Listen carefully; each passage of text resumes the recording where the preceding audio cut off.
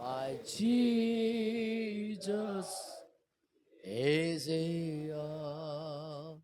కనికరా స్వరూపుడా, దయగలిగిన మా దేవా, ఈ సాయంకాల సమయంలో నీ చుట్టూ కూడి వచ్చి ఉన్నాము. నీ బల్ల ముందు మేము వచ్చి ఉన్నాము నాయన. ఆ జీవపు రొట్టె విరిచి వడ్డిస్తారని, ఆ జీవపు రొట్టెతో మేము పోషించబడాలని మేము ఆశించి వచ్చి ఉన్నాము నాయన. ఏదో కళ్ళబుల్లు కథలు వినడానికి ఇక్కడికి మేము రాలేదు. ఏదో మనుషుల యొక్క యోచనలు మేము మాట్లాడుకోవడానికి రాలేదు. కానీ దైవ చిత్తం ఏమై ఉన్నదాన్ని తెలుసుకొని దాని ప్రకారం చేయడానికి వచ్చాము ప్రభువా. మాకు సహాయము చేయము. నీ ఆత్మాభిషేకము ఉంచండి నాయన. ప్రతి హృదయంతో మాట్లాడండి. అసలు నువ్వు ఏం కోరుచున్నావో అది తెలియచేయండి. ఏం ఆశిస్తున్నావో మీరు తెలియచేయండి. నీ కాపుదలను మాకు దయచేయండి నాయన. ప్రభా, మీకే స్తోత్రము తెలియజేస్తున్నాం. ప్రభా, నువ్వు నమ్మలేని నిజాలు చేసే దేవుడు. నువ్వు ఈ కాలంలో కూడా నమ్మలేని నిజాన్ని పంపించావయ్యా. అది బాహ్య ప్రపంచానికి అర్థము కానిది నాయన. సైన్స్కి దొరకకపోయింది ప్రభా, అయినా మేము దాన్ని నమ్ముచున్నాము ప్రభు. ప్రభా, మీకే స్తోత్రము నాయన. ప్రభా, ఎన్ని విషయాలు మేము చూసినా చదివినా ఎన్ని జరిగినా ప్రభా, మా మీద నుండి అది దాటిపోవచ్చు అని తెలియజేస్తున్నాం. కానీ దాన్ని దాటిపోకుండా దాంట్లో మేము స్థిరపడే కృపను దయచేయండి ప్రభా. దాంతో మేము అభిషేకించబడి దాంట్లోనే జీవించుటకు కృపను దయచేయండి. ఇక్కడ వచ్చిన ప్రతి ఒక్కరికి మీ స్వాధీనం చేసుకోనండి ప్రభా. మా దీన సహోదరుడు మరి ఎలిఫా బ్రదరు ప్రభా ఇక్కడ లేరు నాయన. తన అన్న విషయమై వెళ్ళి ఉన్నాడు. ఆ విషయంలో మీరు కనికరము చూపించండి. శత్రువు ఏదో ఒకటి చేసి గలిబిలి చేసి ప్రభా నీ సహవాసం నుండి తప్పించాలని ఎన్నో ఇరుకుల్లో ఇబ్బందుల నుండి లాక్కొని వెళ్ళిపోతున్నాడు నాయన. కానీ నువ్వు దయ చూపిస్తే సమస్తము సాధ్యమే ప్రభు. నువ్వు కనికరిస్తే బాగుపడిపోతాం ప్రభువా. సహాయము చేయము. ప్రతి ఒక్కరికి మీరు దీవించి ఆశీర్వదించమని చిన్న ప్రార్థన యేసుక్రీస్తు నామములో అడిగి వేడుకొంచున్నాము తండ్రి, ఆమేన్. నిలబడుచుండగానే మన బైబిల్ తెరిచి యెహోషువ గ్రంథం 1వ అధ్యాయం 1వ వచనం నుండి మరి 9వ వచనం వరకు మీరు చదవాలని నేను కోరుతున్నాను. యెహోషువ రాసిన గ్రంథం మరి 1వ అధ్యాయము.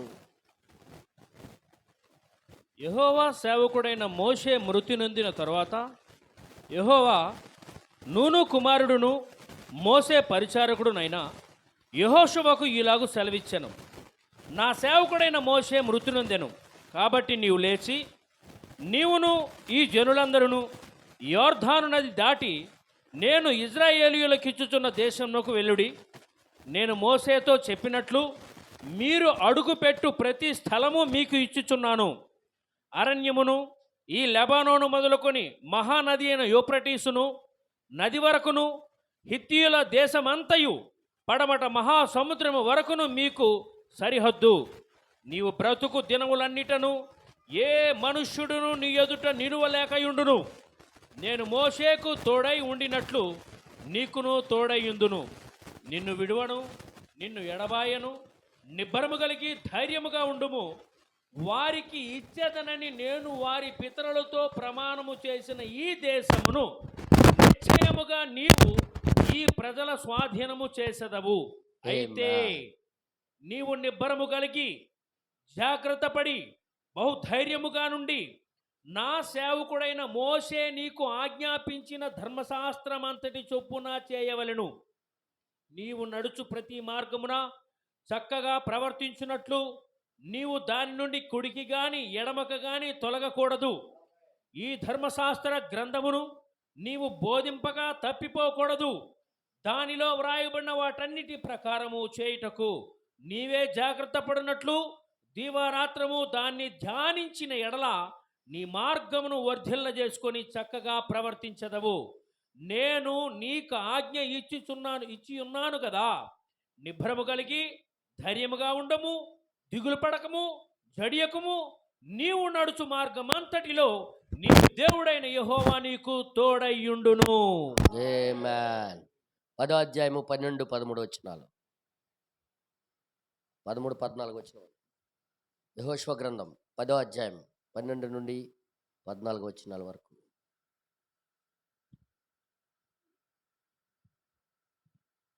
మీ యొద్దకు రావాలనని బయలుదేరిన దినము మేము సిద్ధపరచుకొని మా ఇండ్ల నుండి తెచ్చుకున్న మా వేడి భక్ష్యములు ఇవే.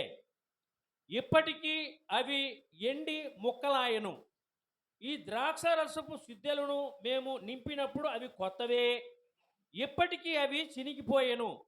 12 బహుదూరమైన 10వ ప్రయాణం చేసి అధ్యాయము 12వ వచనం నుండి బ్రదర్. 10వ అధ్యాయం 12. యెహోవా ఇశ్రాయేలుల ఎదుట అమోరీయులను అప్పగించిన దినమున ఇశ్రాయేలులు వినుచుండగా యెహోషువ యెహోవాకు ప్రార్థన చేసెను. సూర్యుడా నీవు గిబియాలోను నిలువుము, చంద్రుడా నీవు అయ్యాలోను లోయలో నిలువుము. జనులు తమ శత్రువుల మీద పగ తీర్చుకొని వరకు సూర్యుడు నిలిచెను, చంద్రుడు ఆగెను అను మాట యాషారు గ్రంథంలో వ్రాయబడి ఉన్నది కదా. సూర్యుడు ఆకాశ మధ్యమున నిలిచి ఇంచుమించు ఒక నాడెల్లా అస్తమింప త్వరపడలేదు. యెహోవా ఒక నరుణ్ణి మనవి వినిన ఆ దినము వంటి దినము దానికి ముందే గాని దానికి తరువాతే గాని ఉండలేదు. నాడు యెహోవా ఇశ్రాయేలీయుల పక్షముగా యుద్ధము చేసెను. ఆమేన్. ప్రార్థన చేసుకుందాం. పరిశుద్ధ కలిగిన తండ్రి, ఈ చదవబడిన వాక్యము ద్వారా మమ్మల్ని ఆశీర్వదించి దీనికోసం ఎందుకోసమైతే రాయించావో, మా ప్రవక్తుల నుండి దీని గురించి ఏ ఉద్దేశంతో మాట్లాడావో అది మేము పట్టుకొని జీవించడం కృపను దయచేయమని మహిమా ఘనత ప్రభావాలు మీకే చెల్లిస్తూ చిన్న ప్రార్థన యేసుక్రీస్తు నామంలో అడుగుచున్నాము. ఆమేన్. దయచేసి అందరు కూర్చోండి.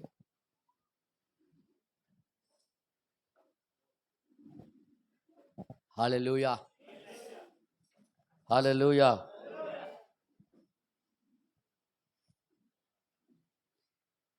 విపరీతమైన పురుగులు లోపలికి వస్తాయి. ఇప్పుడు ఇదంతా అడవి ప్రాంతం కాబట్టి లోపలికి విపరీతమైన పురుగులు వస్తాయి. దేనికైనా ముందే రెడీ అయిపోండి మీరు, ఓకేనా? దేనికైనా ముందే సిద్ధపడిపోతే, ప్రిపేర్ అయిపోతే ప్రాబ్లం ఉండదు. మాకు ఏం అవ్వదు అనుకుంటేనే సమస్య, కానీ పురుగులు వస్తాయి, పడతాయి, మేము దులుపుకుంటాం. మైండ్ ఫిక్స్ అయిపోవాలి. పడుతుంటాయి, కుడుతుంటాయి, దులుపుకుంటుంటాం. అది అయిపోండి, మైండ్లో ఫిక్స్ అయిపోండి. బెనం గారు ఈ వర్తమానానికి నమ్మలేని నిజము అని వర్తమానం బోధించారు. ఈ మెసేజ్ పేరు ఏం పేరు?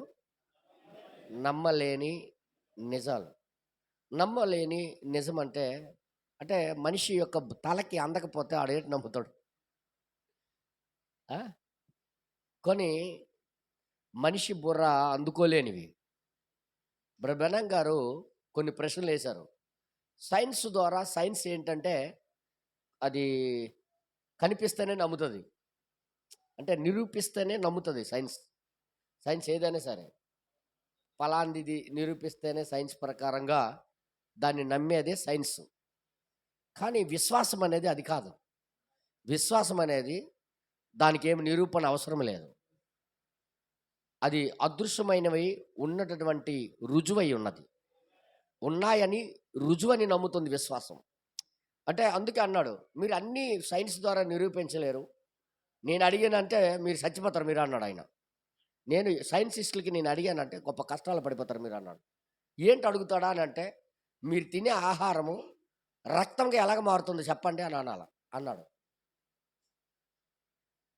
మీరు తినే ఆహారము అది రక్తంగా ఎలా మారుతుంది మీరు చెప్పగలరా అని అడిగాడు.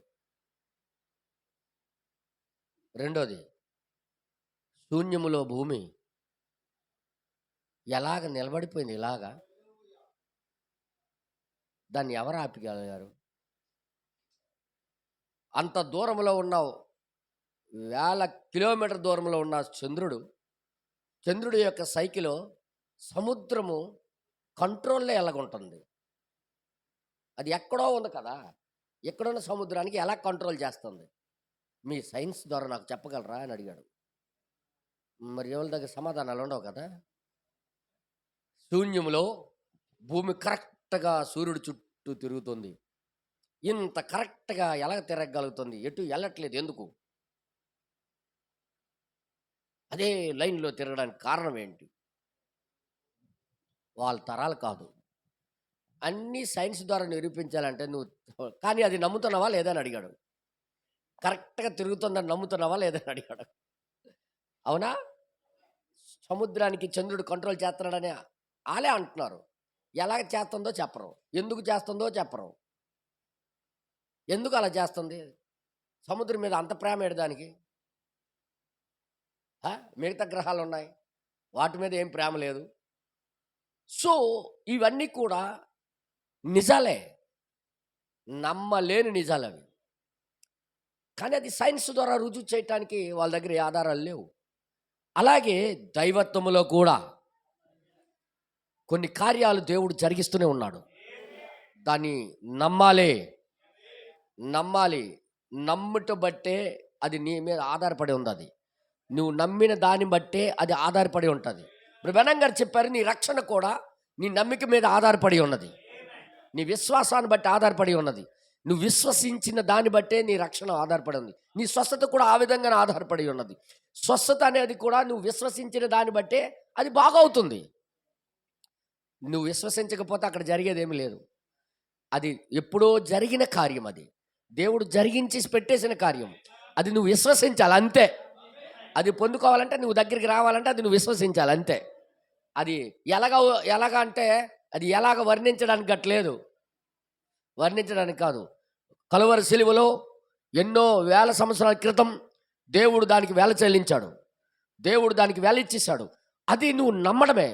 గుడ్డిగా అది నా కోసమే అయ్యి ఉన్నది, అది నా కోసం జరిగి తీరుతుంది, అది నాదే అని నువ్వు నమ్మినట్లయితే అది నీదవుతుంది. నువ్వు నమ్మకపోతే అది నీకు రాదు అన్నాడు ఆయన, అది నీ కోసం కాదు అన్నాడు. అలాగే ఈ నమ్మలేని నిజానికి ఎందుకు ఈ వర్తమానం తీసుకున్నాడో ప్రవక్త గారు గొప్ప అద్భుతంగా దాన్ని చూపించాలని ప్రణాళిక గీశాడనమాట. ఇంతకుముందు చాలామంది విని ఉంటారు, దీనికి చదివి ఉంటారు. కానీ ఇంకొక కోణంలో అది మీకు చూపిస్తాను, జాగ్రత్త వినండి. ప్రవక్త చెప్పిన కోణం అది, ఆ కోణంలో మీకు చూపిస్తాను. బైబిల్ ప్రకారంగా నమ్మలేని నిజం అనేది ఈ భూమి మీద జరుగుతున్నప్పుడు మనిషి దాన్ని గమనించలేడు. ఇది బ్రదర్ బెనం గారు చెప్పారు. ఎలాంటి సమయంలో ఈయన ఈ వర్తమానం తీసుకున్నాడంటే, ఎప్పుడైతే పెంతుకోస్తు రోజు అజుషా వీధి మీద దేవుని ఆత్మ దిగొచ్చిందో, అగ్ని నాలుకల వల్ల దిగొచ్చి, వాళ్ళు ఆ రోజు పెంతుకోస్తు రోజు ఎలాగైతే అన్యుల భాషలు మాట్లాడారో అలా విధంగానే స్టార్ట్ అయింది భూమి మీద. మళ్ళీ భూమి మీద వింటున్నారా? భూమి మీద అపోస్తుల కాలంలో ఏ విధంగా అయితే జరిగిందో, మరలా ఈ యుగములో దేవుడు అలాగే జరిగించాడు. మళ్ళీ అజుషా వీధి అంటే అర్థమైంది మీ అందరికీ? బల్లేరు కూడా వీధి అంటారు కదా, అలాగా అమెరికాలో అజుషా వీధి అని ఒకటి ఉంది. ఆ వీధిలోకి దేవుని ఆత్మ దిగొచ్చాడు, అగ్ని నాలుకల వల్ల దిగొచ్చి వాళ్ళు కూడా అన్య భాషలు మాట్లాడారు, గొప్ప ఉజ్జీవమని తీసుకుని వచ్చారు. అలాగా ఆ గొప్ప గొప్ప ఆత్మీయమైన నాయకులు లెగిశారు. ఆ వాక్యం కోసం నిలబడిన వాళ్ళు, దేవుడి కోసం నిలబడిన వాళ్ళు, గొప్పగా పౌరుషంగా నిలబడిన వాళ్ళు అయ్యారు. కానీ కొద్ది రోజులు, కొన్ని సంవత్సరాల తర్వాత వాళ్ళు కూడా సంస్థలాగా మారిపోయి చల్లబడిపోయారు, ఆత్మీయంగా చచ్చిపోయారు. ఆ టైంలో బెనం గారికి బైబిల్ ఇచ్చారు వీళ్ళు, ఇంకొకరు. ఆయన ప్రార్థన చేసి ఇలాగ తెరవగానే ఈ యెహోషువ 1వ అధ్యాయమే తెరిచబడింది. ఎందుకు యెహోషువ 1వ అధ్యాయమే తెరిచాడు దేవుడు? దానికి ముందు కూడా దర్శనములో ఆకాశము నుండి ఒక ఇప్పబడిన ఒక చెయ్యి ఇక్కడ బటన్ పెట్టుకుని ఉంది, ఫుల్ వస్త్రం వేసుకొని. ఆ చెయ్యి వచ్చి ఆ బైబిల్ తెరిచి యెహోషువ 1వ అధ్యాయాన్నే చూపించాడు. ఎందుకు ఆ టైంలో ఆయన చూపించడానికి కారణం ఏంటి అంటే, సమస్యలన్నీ చచ్చిపోయాయి, సమస్యలని ఆత్మీయతలో ఉన్న వారందరూ చనిపోయారు. ఇప్పుడు లోపలికి నడిపించవలసిన బాధ్యత యెహోషువ మీద ఉన్నది. యెహోషువ అంటే ఎవరో కాదు, బ్రదర్ బెనం గారు కాదు. యెహోషువ అంటే పరిశుద్ధాత్ముడికి సాదృశ్యం. పరిశుద్ధాత్ముడు అంటే గాలి కాదు, ఊహ కాదు, ఆత్మ కాదు, వ్యక్తి. అలా అర్థమైంది మీ అందరికీ? ఒక వ్యక్తి, పరిశుద్ధాత్ముడు ఒక వ్యక్తి. ఆ వ్యక్తి ఇంకొక వ్యక్తిలోకి వచ్చి తన యొక్క ఆత్మీయమైన ప్రజలకి ఏంటది అంటారు, ఆత్మీయత లోపలికి తీసుకుని వెళ్ళడానికి బ్రదర్ బెనం గారికి పరిచర్య అప్పచెప్పాడు. మీకు ఎంతమందికి అర్థమవుతుంది ఈ మాట? యెహోషువ గ్రంథం ఉత్తినే చదివించలేదు ఆయన చేత. దాని వెనకాల ఒక గొప్ప భావం ఉంది. ఇది నమ్మండి నమ్మకపోండి, ఇది నిజం అన్నాడు ఆయన. ఇది నిజం. కానీ ఇది మీరు నమ్మకపోతే దేవుని యొక్క అద్భుత కార్యాలు మీరు చూడలేరు. దేవుని యొక్క గొప్ప కార్యాలు మీరు చూడలేరు. దైవత్వాన్ని మీరు పసిగట్టలేరు. దైవత్వాన్ని మనం గ్రహించాలన్నా, దైవత్వం మనం చూడాలన్నా, రాత్రి నేను చెప్పాను ఆయన, నువ్వు కరెక్ట్గా ఉండుంటే దేవదూతలు నీకు సంధిస్తారు. దేవదూతలు మన ఇళ్ళకి వస్తారు. దేవదూతలు మనతో మాట్లాడడానికి దిగి వస్తారు. వాళ్ళు మనము సమర్పించుకొని బ్రతికినప్పుడే అది జరుగుద్ది. సారెపేట ఆ ఊరిలో దూతను పంపించడానికి, ఆయన సేవకుడికి పంపించడానికి కారణం ఏంటి? ఆమె సమర్పించుకొని బ్రతికింది. రాత్రి చెప్పాను, ఆ విషయాలని చదివించాను. ఏలియా భోజనార్పణ అనే వర్తమానంలో చెప్పాడు ఆ విషయాలు. అయితే మీరు జాగ్రత్తగా విన్నట్లయితే, ఎప్పుడైతే ఇది వినరో, దాన్ని నమ్మరో, ప్రజల మీద నుండి ఇది దాటి వెళ్ళిపోద్ది. ఏ మాత్రం మన స్వబుద్ధి కానీ, మన జ్ఞానం కానీ, మన తెలివితేటలు కానీ చూపించామనుకోండి, ఈ వాక్యం దగ్గర దేవుని యొక్క మహత్కార్యాలు, గొప్ప కార్యాలు మనకు అర్థం కాకుండా వెళ్ళిపోతాయి మన మీద నుండి. అందుకే మన స్వబుద్ధిని ఏమాత్రం ఆధారం చేసుకోకూడదు. పూర్తిగా వర్తమానం చెప్పినట్టుగా, బైబిల్ చెప్పినట్టుగా మనం మారిపోవాలి. వర్తమానము బైబిల్ చెప్పినట్టుగా మనం ఎలాగ నేను మీకు, ఎందుకంటే ఇవన్నీ చెప్పకపోతే మీకు అర్థం కాదు పాఠం అనేది. అందుకని నేను చెప్తున్నాను. నువ్వు కానీ పూర్తిగా వాక్యం చెప్పినట్టుగా మనం మారకపోతే, నమ్మకపోతే, వాక్యము నమ్ము అని చెప్పిన విధానంలో మనం నమ్మకపోతే, ఖచ్చితంగా నేను చెప్తున్నాను, నువ్వు ఆ యొక్క గొప్ప నమ్మలేని నిజాలు నువ్వు చూడలేవు. నమ్మలేని నిజము ఎంత నిజమైందో మీకు నేను ఈరోజు చూపిస్తాను. ఈ నమ్మలేని నిజానికి ప్రవక్త దీని గురించి చాలా చక్కగా అద్భుతంగా బోధించాడు. ఆయన చక్కగా అద్భుతంగా బోధించాడు. అయితే మీరు జాగ్రత్త చూసినట్లయితే, మీరు కానీ చూడకపోతే, దీన్ని కానీ మీరు నమ్మకపోతే మీకు దొరికేది కానే కాదు అంటున్నాడు ఆయన. ఖచ్చితంగా ఇది నమ్మాలి అంటున్నాడు ఆయన. నమ్మాలి, నమ్మి తీరాలి, నమ్మి తీరాలి. ఇక్కడ చూడండి, ఇక్కడ ఏమంటున్నాడో ఒకసారి మీరు చూసినట్లయితే, యెహోషువ ఇక్కడ పాత నిబంధన, ఇప్పుడు ఒక మర్మం మీకు చెప్పాలను, నిజంగా నేను అది దాటి వెళ్ళిపోవాలని చూస్తున్నాను, నేను దాటకూడదని మళ్ళీ ఆగాను. యెహోషువ ఎవరి పట్ల నమ్మకం కలిగి ఉన్నాడో తెలుసా? ఆ కాలానికి పంపబడిన ఒక ప్రవక్త మీద. ఈరోజు మనము పూర్తిగా ఆ స్థితికి రావాలి. బైబిల్ ఎంత చక్కగా రాయబడిందో చూడండి. ఇప్పుడు బైబిల్ మనం జాగ్రత్త చదివితే, యెహోషువ దేవుడికి సేవ చేయలేదు. యెహోషువ పరిచర్య చేసేది మోషేకి. మోషే లోపల దైవత్వాన్ని చూశాడు ఆయన. ఈ వ్యక్తిలో దేవుడు ఉన్నాడని నమ్మాడన్నా. ఎవరు నమ్మకపోయినా, అది ఎవరు నమ్మలేరు. ఒక మనిషికి నమ్మడం ఎంత కష్టమో మీ అందరికీ తెలుసు. కానీ ఆ మనిషి లోపల దేవుణ్ణి చూశాడు ఆయన. అందుకే బైబిల్లో 1వ వచనంలో, యెహోషువ గ్రంథంలో ఏమి రాశాడంటే, ఎవరండి? నూను కుమారుడును మోషే పరిచారకుడునైన యెహోషువకు ఇలాగు యెహోవా సెలవిచ్చెను. ఎవరు పరిచారకుడన్నా? అదే ఈ రోజుల్లో ఉన్న సేవకులు అలాగా అక్కడే ఉండుంటే ఏమంటారు తెలుసా? యెహోషువకి మనిషి కింద పరిచర్య చేసినాడు ఆయన, మేము యెహోవా కింద చేసిన వాళ్ళు అనుకుంటారు. ఈరోజు అలాగే అంటున్నారు. మేము మనుషులకు నమ్ముతున్నాం అనుకుంటున్నారు. మేము ఏదో మనుషుల యొక్క మాటలు వింటున్నాం అనుకుంటారు. కాదండి, ఆయనతో దేవుడు ఉన్నాడని నిరూపణ అయ్యింది. ఆయనతో దేవుడు నడుస్తున్నాడని రుజువు అయ్యింది. అది మేము చూడగలిగాం, అది మేము చూసాం. అందుకే విలియం మేరీ బ్రనహాం ఒక మనిషి కాదు, ఒక మనిషి అయి ఉన్నప్పటికీ ఆయనలో దైవత్వం పనిచేసింది. ఆయన పలుకుతే సృష్టి జరగడం ప్రారంభమైంది. ఆయన పలుకుతే ఉడతలు రావడం ప్రారంభమైంది. ఆయన పలికితే ట్యూమర్ వెళ్ళిపోవడం జరిగింది. ఆయన పలుకుతే చనిపోయిన వాళ్ళు లేవడం జరిగింది. చెప్పండారా? ఆయన పలుకుతే సిస్టర్ హడ్డీరాజ్ సిస్టర్ యొక్క 2 కుమారులకు రక్షణ దొరికింది. మానవుడే కానీ అది మానవుడికి అతీతమైన కార్యాలు అవి. అందుకే అది నమ్మలేని నిజం, అది నమ్మలేరు. కానీ యెహోషువ మోషే లోపల చూసి నమ్మి ఆయనకి పరిచర్య చేశాడు. ఇదంతా దేవుడు గమనిస్తున్నాడు. ఇది నమ్మలేని నిజాల్లో ఫాలో అవ్వడం అంటే.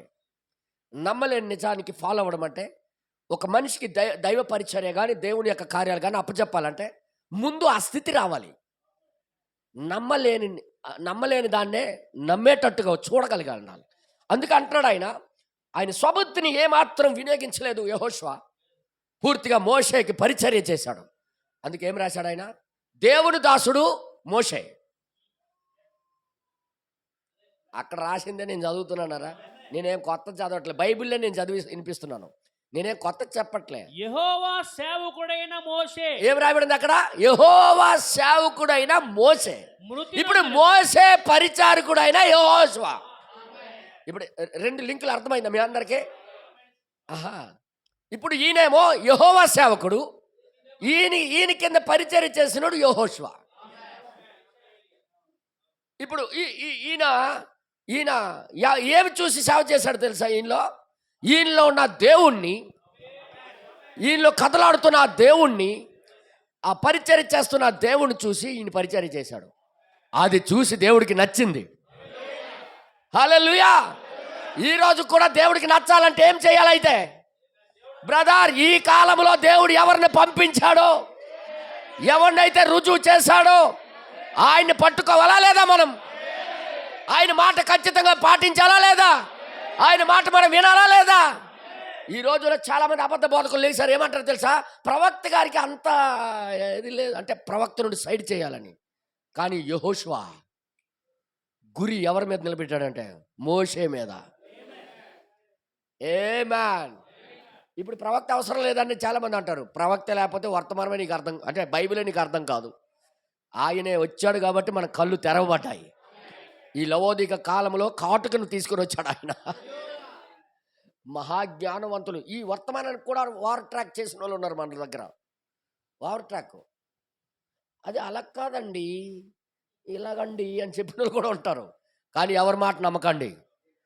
ఇప్పుడు యెహోషువయే మనకు ఉదాహరణ. యెహోషువ ఎవరి పరిచారకుడు? మోషే ఎవరి పరిచారకుడు? ఈ లింక్ ఎలాగొందో చూసారా?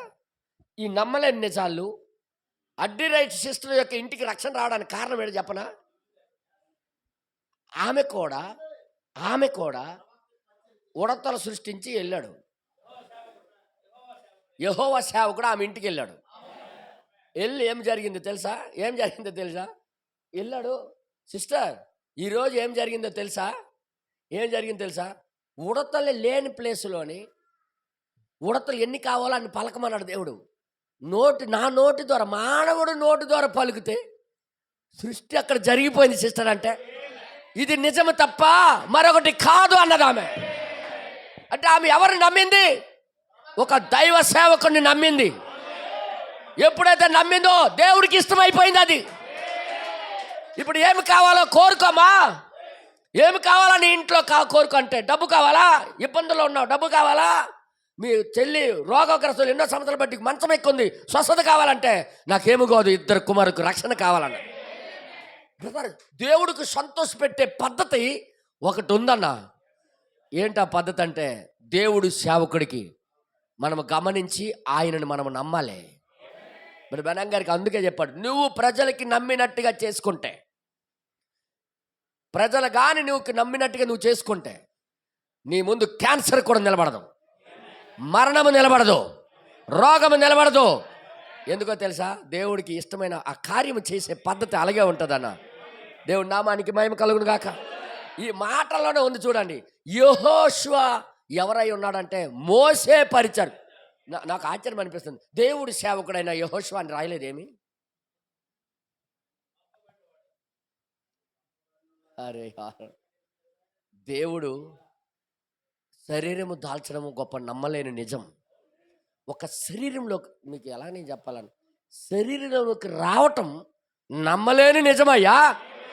ఒక శరీరంలో అంత పెద్ద సృష్టికర్త ఒక సామాన్యమైన 5.5 అడుగులు ఎత్తు కలిగిన ఒక వ్యక్తిలోకి వచ్చి నివసించటం అనేది ఇది నమ్మలేని నిజం. ఆ రోజు కూడా వాక్యము శరీరము దాల్చింది. చూడండి, ఆ రోజు కూడా వాక్యము శరీరము దాల్చింది. ఈరోజు కూడా అదే వాక్యము శరీరము దాల్చి మన మధ్యలోకి వచ్చింది. నమ్ముతారా? నేనైతే నమ్ముతాను 100%. ఎందుకంటే ఏ కాలంలో ఈ విషయాలు బయలుపరచబడలే, ఏ కాలంలో బయలుపరచబడలే. బ్రదర్ బెనం గారు ఏమన్నారు తెలుసా? ఏ కాలంలో ఇక్కడున్న మర్మాలు బయలుపరచబడలే, ఈ కాలంలో మరలా వాక్యము శరీరము దాల్చి భూమి మీద తన ప్రజలతో వ్యవహరిస్తుంది. ఇది కూడా నమ్మలేని నిజమే. ఇది కూడా నమ్మలేని నిజమే. ఎవడైతే నమ్ముతాడో వాడు గొప్ప కార్యాలు చూస్తాడు. ఎవడు నమ్ముతాడో వాడు రక్షణ వాడు పొందుకుంటాడు. ఇంకా ఎవడు నమ్ముతాడో వాడు పాపాల నుండి వాడు విడుదల పొందుతాడు. ఎవడు నమ్ముతాడో వాడు యొక్క ఊరిలో నుండి తప్పిస్తాడు దేవుడు. హల్లెలూయా. అందుకే ట్రైనింగ్ పొందిన పాస్టర్కి మేము నమ్మము, కానీ రుజువు చేయబడిన సేవకుడికి మేము నమ్ముతాం. రుజువు చేశాడు ఆయన. హల్లెలూయా. ఎందుకు చెప్తాను చూడండి. ఈ 2 పరిచర్యలు, మోసే పరిచర్య, యెహోషువ పరిచర్య ఒక్క వ్యక్తిలోనే జరిగించాడు. చూడండి, మోసేకి 2 గుర్తులు ఇచ్చినట్టుగా ఆయనకి 2 గుర్తులు ఇచ్చాడు ఆయన. అది కొంతకాలం నడిచింది. 1957 వరకు మోసే పరిచర్య. ఎక్కడి వరకు అంటే 1947 కాదు, 57 వరకు. ఈ యెహోషువ గ్రంథం ఎప్పుడు తీసుకుని వచ్చాడంటే 1947లో ఆగస్టు నెలలో 23వ తారీఖున అనుకుంటాను నేను. ఆ టైంలోని యెహోషువ 1వ అధ్యాయం తెరవమన్నాడు దేవుడు. ఆ డేటు కూడా బెనం గారు తన బైబిల్లో రాసుకున్నాడు. యెహోషువ గ్రంథం 1వ అధ్యాయం తెరిచే టైం అని ఆ డేట్ రాశాడు ఆయన.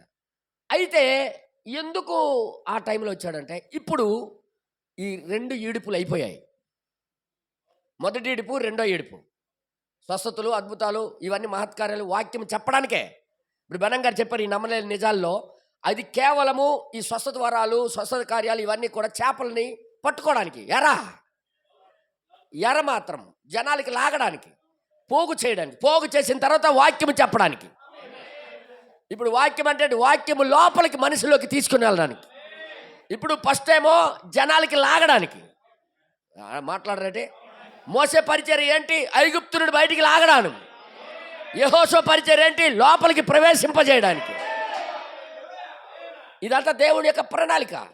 ఈ 2 భాగాలు కూడా బెనం గారి లోపలే దేవుడు పరిచర్య జరిగించడం ప్రారంభించాడు. ఈ 2 భాగాలు కూడా జరగడం. ఎందుకంటే 1957 వరకు 2 ఈడుపులు జరిగించాడు. ఇప్పుడు 3వ ఈడుపు స్టార్ట్ చేయాలంటే యెహోషువ పరిచర్య. ఏంటది? యెహోషువ పరిచర్య ప్రారంభం చేయాలని యెహోషువ గ్రంథం తెరిపించాడు. ఇప్పుడు ప్రత్యేకంగా దాని గురించి మాట్లాడించి, ఈ పరిచర్య ద్వారా నిన్ను నమ్మి ఎవరెవరైతే నీ మాటలు విని గౌరవిస్తున్నారో వాళ్ళందరూ ఈ మార్పు చెందిన శరీరంలోకి అవతల ఒడ్డుకు తీసుకుని వెళ్ళబోతున్నాం. అవతల లోపలికి ప్రవేశింపజేయడానికి ఇది ఒక ప్రణాళిక అనుకొని దేవుడు చెప్పాడు. ఇది ప్రపంచానికి నమ్మేదే. ఏ క్రైస్తవుడని నమ్ముతారా దీన్ని? కానీ నమ్మలేని నిజం అది. నమ్మలేని నిజం. హల్లెలూయా. ఈ నమ్మలేని నిజాలు బోధించడానికి ఇవన్నీ చెప్పుకొని ఎందుకు వచ్చాడు తెలుసా? మీకు చదివిస్తాను కావాలంటే. ఇప్పుడు బెనం గారు ఏం చెప్పాడు మీకు చదివిస్తాను. ఈ యొక్క వర్తమానంలో బుక్కులో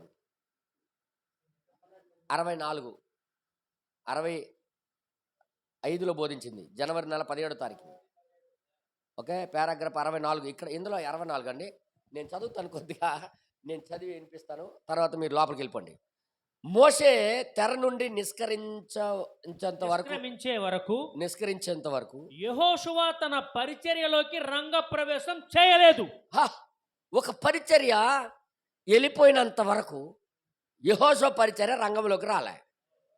నిజమేనా? అంటే మోషే దగ్గర 2 చేయి పట్టుకొని పలకడము ఇవన్నీ కూడా జరిగాయా లేదా? చెప్పండి మీరే. తర్వాత ఇప్పుడు ఏమంటారు చూడండి. కనుక యెహోషువ గ్రంథంలో ఆరంభ వచనములో దీన్ని మీరు చూడవచ్చును, జాగ్రత్తగా చూడొచ్చు. నా సేవకుడైన మోషే చనిపోయాను. నా సేవకుడైన మోషే అంటే ఒక పరిచర్య అయిపోయింది. ఇప్పుడు అయిపోయింది కాబట్టి ఇప్పుడు నీవు లేచి ప్రజలను వాగ్దాన భూమిలోకి నడిపించుము. ఇప్పుడు ప్రజలకు ఎక్కడ తీసుకురావాలి? నీ పరిచర్య ద్వారా ప్రజలకు పట్టేశావు, ఐగుప్తు నుండి లాగేశావు, డినామినేషన్ నుండి లాగేశావు, సమస్తుల నుండి లాగేశావు. మనమందరం వచ్చేసాం బయటికి. ఎవరి పరిచర్య బట్టి? మోషే పరిచర్య. అందుకే ఈ కాలపు మోషే అన్నాడు మేము. హల్లెలూయా. మోషే పరిచర్య ద్వారా మేము బయటపడ్డాం, బయటకు వచ్చేసాం, మన్నాను తిన్నాం. హల్లెలూయా. అందరు చెప్పండి. అరణ్య జర్నీ జరిగింది, కానీ ఇప్పుడు యెహోషువ పరిచర్య. యెహోషువ బ్రదర్ గారు అన్నారు, ఈ కాలంలో యెహోషువ గ్రంథం, యెహోషువ పరిచర్య ప్రారంభమైంది. ఆ మాట అన్నాడో లేదో మీకు చదివి వినిపిస్తాను ఇవన్నీ కూడా. హల్లెలూయా. అసలైన దాని తర్వాత తీసుకెళ్ళేంత వరకు ఓపిక పట్టండి. ఓకే, తర్వాత ఇప్పుడు ఏమంటారు చూడండి. తన కాలమందు పనిచేసిన ధర్మశాస్త్రమును మోసే సూచిస్తున్నాడు. అవునండి, అవును, ధర్మశాస్త్రము దాని సమయమందే పనిచేశాను. అయితే నిజానికి వారు కృపతోనే అక్కడ ప్రారంభమైరి. కృప ద్వారా ప్రారంభమయ్యారు, కానీ మధ్యలోకి వచ్చి ధర్మశాస్త్రం కోరుకున్నారు. అవునా కాదా? కృప ద్వారా దేవుడు లూథర్ని పంపించాడు, కృప ద్వారా వెస్లెని పంపించాడు. ఇంకొక దైవజనులు ఉన్నారు, వాళ్ళని పంపించాడు. వాళ్ళు కృప ద్వారా ప్రారంభమయ్యారు, కానీ మధ్యలోకి వచ్చేసరికి అది ఆగిపోయింది. నెక్స్ట్ తర్వాత 67వ పేరా నుండి మరి చదివితే, మరి అదే విధముగా సంఘము ప్రపంచము కూడా ఉండెను. ప్రవక్త ఏమంటారు? ప్రపంచము కూడా ఉండెను. ఉండెను, దానితో పాటు అది కూడా వచ్చుచుండెను. అది కూడా వస్తుంది. అయితే దాని పని అది చేయుచుండెను. అది చేస్తుంది. అయితే అది పని చేయడం ఆగిపోయి, ఇప్పుడు మన కాలం గురించి మాట్లాడుతున్నాడు ఆయన. ఆ పని ఆగిపోయి ఒక సమయం కూడా రాబోతుంది. అది ఖచ్చితంగా చేయవలెను. మిగతా యాత్రల వలె ఈ యాత్రలో కూడా ఒక ఎఫెసీ ఉండవలెను. అంటే పరిశుద్ధులు వారి వారి స్థానాలకి వెళ్ళిపోవలసిన పరిస్థితి ఉండాలా లేదా? అంటే అక్కడ ఆ సంఘటనను ఈ కాలానికి జోడించి చెప్తున్నాడు మనకి. మరి ఈ కాలంలో కూడా ఎఫెసీ అంటే ఎవరి స్థానం వారు ఉండాలా, ఎవరి భూమి వాళ్ళు తీసుకోవాలి, స్వతంత్రించుకోవాలి. అంతేనా? ఇది ఆత్మీయమైన దృష్టి. ఇది కూడా నమ్మలేని నిజమే. ఇది ఎవడు అంత లోపల చూసినోడు ఎవడున్నాడు? అంత లోతుగా కాలాన్ని పరిశీలించిన వాడు ఎవడున్నాడు? అంత లోతుగా కాలానికి వాక్యానికి ముడేసినోడు ఎవడొచ్చాడు? ఈ కాలపు యెహోషువ పరిశుద్ధాత్ముడు మరలా పని చేయడం ప్రారంభించాడు. అందుకే ఇక్కడ ఏమంటాడు చూడండి, ఒకసారి చదవండి. ఎఫెసీయులు రావాల్సి ఉన్నది. ఈ యాత్రలో ఒక ఎఫెసీ ఉండవలెను. ఖచ్చితంగా ఉండాలా? గమనించండి. నేను ఇంతకు ముందే చెప్పినట్టు ధర్మశాస్త్రం ఒక పాపిని ఎన్నడూ రక్షించలేదు. అవునండి, అది వాస్తవం. కావున వాగ్దాన భూమి అనేది ఒక కృపా దినమునకు గుర్తింపుగా ఉన్నది. వాగ్దాన దేశం ఏంటంటే కృపా దినం, కృపా వర్తమానం వినే టైం. ఇప్పుడు అందులో ప్రవేశింపజేయాలని దేవుడి యొక్క ఆకాంక్ష. దేవుడి నామానికి మహిమ కలుగును గాక. ఇంతవరకు అర్థమైంది కదా? ఇంతవరకు అర్థమైపోయింది కదా? ఇప్పుడు ఇది పెద్ద పెద్ద విషయాలు కొద్దిగా ఆలోచించాలని నేను కోరుతున్నాను. ఇప్పుడు ఈ యుగములో ఆ రోజులు ఎలా చేశాడు దేవుడు, ఈ రోజుల్లో కూడా తన ప్రజల పట్ల అలాగే వ్యవహరిస్తున్నాడు. దేవుడు మారలేదు. ఓకేనా? యెహోషువ ఉండాలి, ఇప్పుడు మోషే వచ్చాడు, మోషే ఉండాలా, మోషే పరిచర్య ఉండాలా, మధ్యలో ఆగాల, తర్వాత యెహోషువ పరిచర్య రావాలా. అదే కదా? దేవుడు ఎప్పుడు కూడా మారడు, మరలా అదే జరిగిస్తుంటాడు. అది మాత్రం మర్చిపోకండి. దేవుడు ఎప్పుడు మారడు. అదే పద్ధతిలో దేవుడు తన ప్రజలకు రక్షించడానికి ఇష్టపడుతున్నాడు. ఓకేనా? ఉన్నారా ఇక్కడ? అయితే వినండి. అయితే ప్రవక్త ఏమంటున్నాడో దీనిని చూడడానికి 78వ పేరాలో చూడండి ఒకసారి. 78వ పేరాలో మనం ఎందుకు సంస్థలను అంగీకరించాలి? 77 నుండి చదువుతాం. నీ స్వబుద్ధి మరియు నీ స్వశక్తి వాటి మీద నువ్వు ఆధారపడి ఏదైనా చేసినంత కాలం అది నీకే అవమానము అపకీర్తినే మిగులుస్తుంది. అంటే ఎవరి మీద ఆధారపడాలి? అయితే యెహోషువలే మోసే చెప్పిన దాని మీద, ప్రవక్త కార్యాలు చెప్పిన దాని మీద, ప్రవక్త బోధించిన బోధ మీద మనం ఆధారపడాలి. తర్వాత ఇక్కడ ఏమంటారు చూడండి, అది నీకే నష్టం కలిగిస్తుంది కనుక పూర్తిగా దేవుని మీదనే నమ్మకం పెట్టుకొనుము. హల్లెలూయా. పూర్తిగా దేవుడి మీద నమ్మకం పెట్టుకో, అప్పుడే అన్నీ కుదురుకొనును. అన్ని సెట్ అయిపోతాయి, అన్ని సెట్ అయిపోతాయి. తర్వాత దేవుడు నీకు ఇచ్చిన వాగ్దానం ఏమిటి? వాగ్దానం ఏమిటి? ఈ రోగాలన్నింటిలో నుండి నిన్ను స్వస్థపరచు యెహోవాను నేనే. నేనే అన్న మాట మర్చిపోకో. చూసారా? చూసారా? మీలో ఎవడైనా రోగిగా ఉన్నాడా? అదే ఆయన సంఘ పెద్దలు పిలిపించి ప్రార్థన చేయించుకోవాలను. అలాగే తాను చేసిన కార్యములు తన సంఘములో కూడా జరుగునని ఆయన వాగ్దానం చేశాడు. ఆయన ఇది కూడా నువ్వు నమ్మాలి, నమ్మాలా, నమ్మాలి, నమ్మాలా. 78 ఇప్పుడు మనం ఎందుకు సంస్థలకు అంగీకరించాలి? అవి గ్రంథాలకి బయట ఉన్నాయి. అవి బైబిల్కి బయట ఉన్నాయి. సంఘ శాఖలకి ఎందుకు నమ్మకూడదు? బైబిల్కి బయట ఉంది, బైబిల్ కాలాలకి బయట ఉన్నాయి అవి. తర్వాత అవి అవి మన శరీరమందు ముళ్ళుగా ఉన్నాయి. ఒరే బాబు, అది మరణాన్ని తీసుకుని వచ్చాయి, మన శరీరాలకి ముళ్ళుగా ఉన్నాయి. నేను ఇవన్నీ ఎందుకు చెప్తున్నానో ఇప్పుడు మీకు అర్థమవుతాయి. సంఘ శాఖల వల్ల మనం ఏం సంపాదించామంటే మరణం, చచ్చిపోయాం ఆత్మీయంగా, తెచ్చా. అర్థమైంది మీ అందరికీ? కానీ తర్వాత ఇక్కడ ఏమంటారు చూడండి. అదే అదే అదే కార్యము మనము ముఖాముఖిగా కలుసుకొని చుట్టిమి. అవును. కానీ అది మెథడిస్టు, బాప్టిస్టు, ప్రెస్బిటేరియన్ ఇంకా రకరకాల వాటి విజ్ఞతకే విరవబడి ఉన్నది. అవును. చూసారా? నీవు వాటి వెంట వెళ్ళజాలవు. నువ్వు ఎలాంటి వెనకాల ఎల్లజాలవు. నువ్వు సంపూర్ణ సువార్త యొద్దకే తిరిగి రావాల్సి ఉంది. ఎక్కడుందా సంపూర్ణ సువార్త? ఎవరిలో ఒక వ్యక్తిలో పనిచేయడం జరిగిస్తున్నాడు. హల్లెలూయా. నువ్వు ఖచ్చితంగా అక్కడికే రావాలి. ఇంకా తర్వాత శరీర దారి అయి మన మధ్య నివసించిన పరిపూర్ణ దేవుని ద్వారా అది ఒక పరిపూర్ణ మానవుణ్ణి చేయును. హల్లెలూయా. అది అది వాస్తవమైన కార్యములని మనము ఎరుగుదుము. ఇప్పుడు మనము గమనించినట్లయితే 81 కొద్ది అది సరిగ్గా నేటి ఎఫెసీ పత్రికకు మాదిరిగా ఉన్నది. ఎఫెసీ పత్రికకి మాదిరిగా ఇక్కడ తీసుకొని వచ్చాడు. విశ్వాసులు వారి యొక్క స్థానం, పరిశుద్ధుల యొక్క స్థానానికి తీసుకుని వచ్చాడు. తర్వాత అది అవును అవును మనము లోదరంలో నుండి బయటకు వచ్చాం. లోదరు నుండి బయటకు వచ్చాం. మెథడిస్ట్ ద్వారా శుద్ధీకరణ పొంది ఉన్నాం. మెథడిస్ట్ ద్వారా శుద్ధీకరణ పొంది ఉన్నాం. పెంతెకోస్తు ద్వారా పునరుద్ధరణలోకి ప్రవేశించాము. అరణ్య యాత్రలో వారు ఉన్నట్టుగానే ఇది ఉంది. ఏటది అదే అక్కడ ఎలాగుందో ఇది అలాగే ఉంది.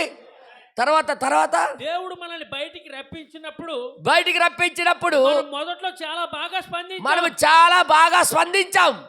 తర్వాత మనము చేసింది ఏంటి? ఇతరుల వలె మనము కూడా చేయగోరితిమి. ఇప్పుడు మనల్ని నడిపించేది కేవలము కృప. 81 అంత్యకాల పరిచర్యకు మాదిరిగా ఇక్కడ యెహోషువ ఉన్నాడు.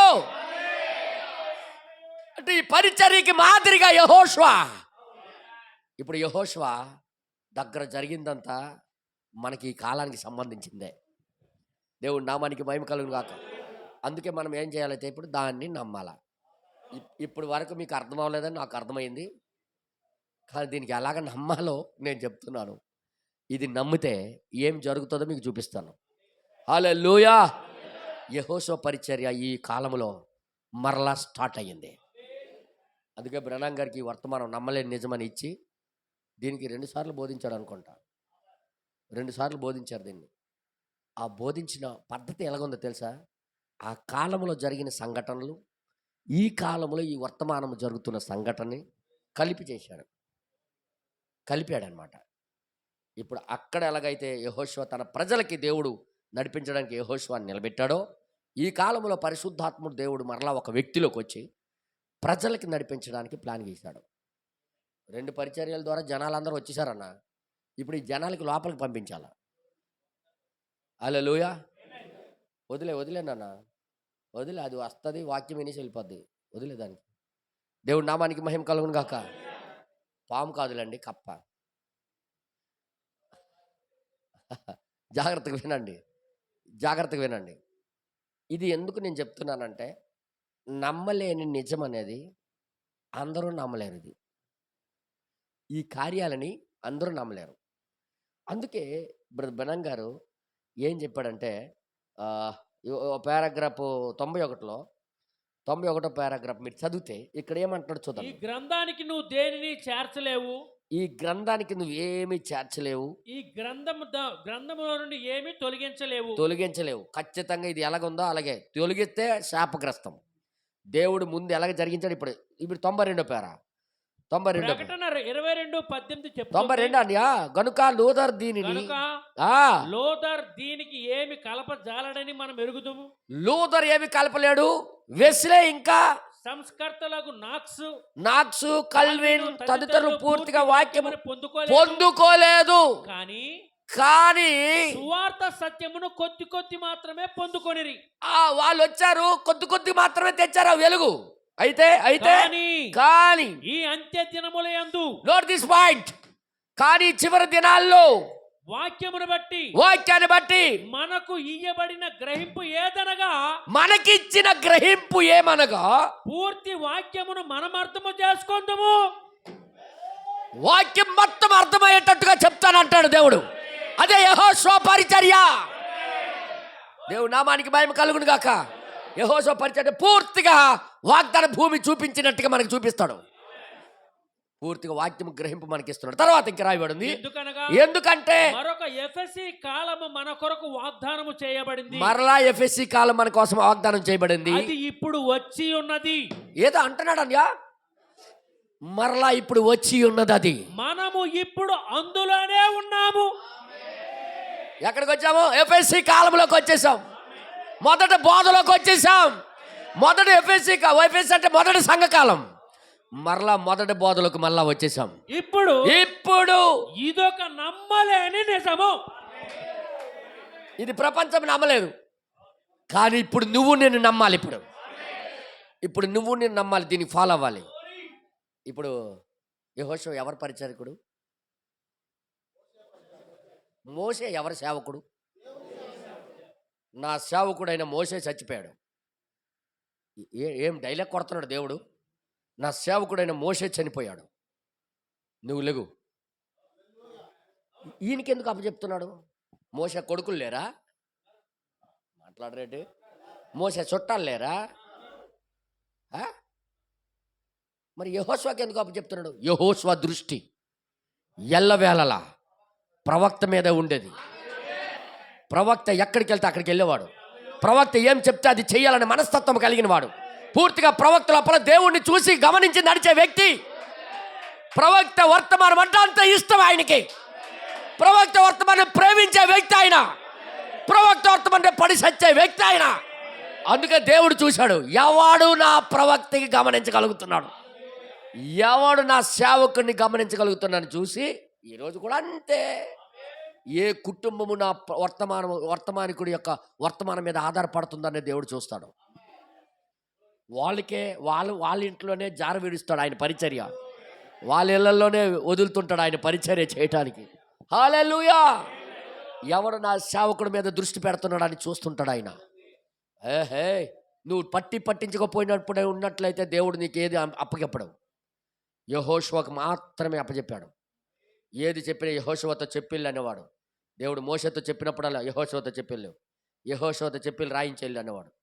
ఇవన్నీ యెహోషువకు తెలియజేయ. ఎందుకంటే తెలుసా, గమనించేది, ఆధారపడేది, నమ్మేది ఒంటరిగా కాలేబు ఉన్నాడు. కానీ కాలేబు వేరే పరిచర్య కోసం. యెహోషువ ఈ సేవను ముందుకు తీసుకుని వెళ్ళడానికి. ఇప్పుడు ఎప్పుడైతే ఇది కూడా ఒక నమ్మలేని నిజమే ఈ కాలంలో.